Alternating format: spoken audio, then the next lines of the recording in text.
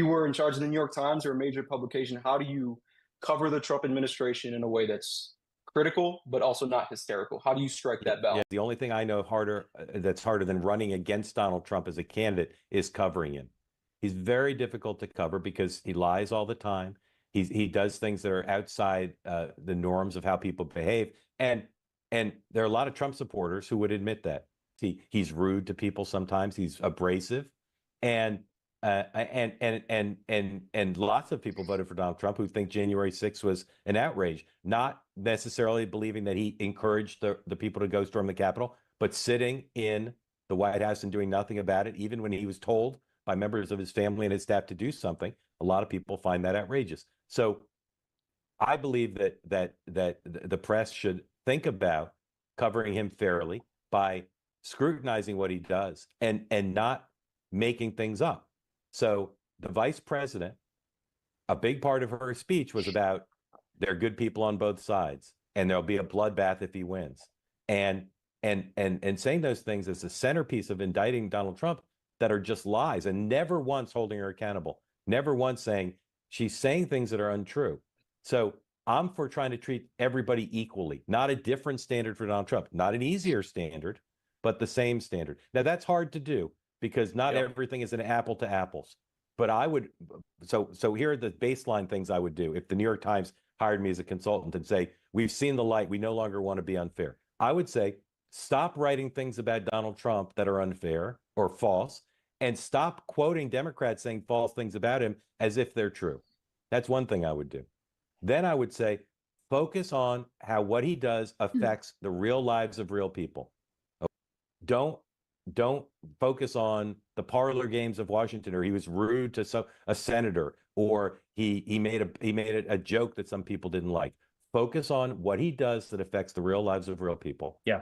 Stop assuming that if someone says something about him, even on the record, stop saying, well, General Kelly must be telling the truth and Donald Trump must be lying. That's not the way it normally goes. They let anyone make an accusation about him and they build their news coverage around it. Stop doing that. And then start over with editors and reporters and say, are you indifferent to the success of Donald Trump as a candidate or as a president? Are you for the public interest, or do you have an ideological rooting interest to stop Donald Trump's agenda? And if their answer is they have an ideological rooting interest, tell them to go work someplace else. Fill the newsroom with people who want to hold powerful interests, including Donald Trump, accountable to the public interest, and take out all the liberals, because they will always revert back to being liberal and to being against Donald Trump. If you asked the reporters for the 10 major news organizations in the U.S. covering the election, and they were honest, who do you want to win, Kamala Harris or Donald Trump? Hogan, what do you think, 99-1? Probably. Yeah, that doesn't make any sense. To have people have a rooting interest against one of the candidates, doesn't make sense. The last thing I would do is I would hire. I wouldn't let political reporters write the policy stories, because most political reporters don't know anything about policy. So if Donald Trump makes a speech about healthcare, have it covered by the healthcare reporter who understands healthcare and is not liberally biased, not a political reporter who doesn't know a thing about it. Those are the first things I do. Hogan, did I forget anything? No, there are more things you could add, I'm sure. I think one of the things is frustrating, and I started in journalism, and I had a professor who was a socialist atheist, but if you put an editorialized word in the story, he would fail it immediately. There was no question about it. It wasn't like 5 points off. It was just done. So I was brought up in that journalism school of just straight reporting, even though I was clearly a Republican and biased. But I can't tell you the amount of times when I was in the White House, a reporter would come in and say, hey, I have someone at the Pentagon who's telling me Donald Trump said X in a meeting. And I was like, okay, is it on the record? No, they'll only go on background. I was like, okay, well, I was in the meeting. I can go on the record and tell you exactly what happened, and that didn't happen. And they would go, I'm confident in my reporting. And I'm like, to the person who's not going to go on the record? Yeah, I believe them. And I'm like, but I was in the meeting. I can tell you every player, like, and whatever. And they're just like, no, too bad. And so, it's kind of our side saying, why is no one fired? Well, because they told them what to do, but no one reported on it at the time. I know it's convoluted. I'm just saying it's so frustrating because I deal with them every day.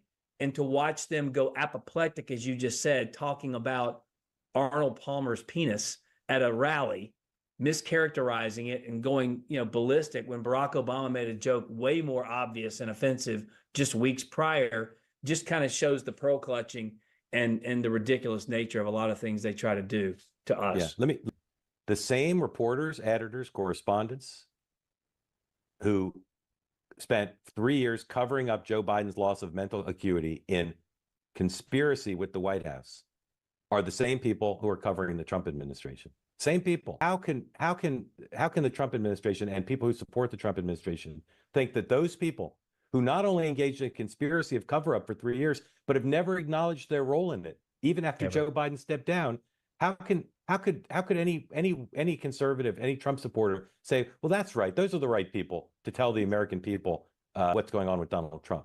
Number two, when I talked about the real lives of real people, everybody here is familiar with women whose families have told, and either told their own stories or told their family members' stories, who have been adversely affected by the overturning of Roe versus Wade.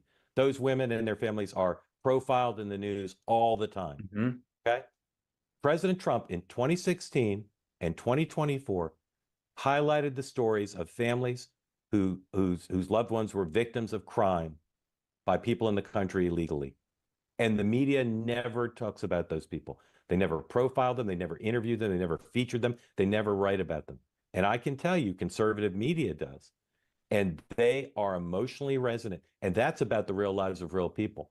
So I would say, if an administration, a normal administration of a Democrat is pushing a certain policy, we need to deport people in the country illegally who've killed Americans, American citizens. If that were a Democratic administration, those families would be on the Today Show. Yes. They'd have long profiles in the New York Times. They would be iconic.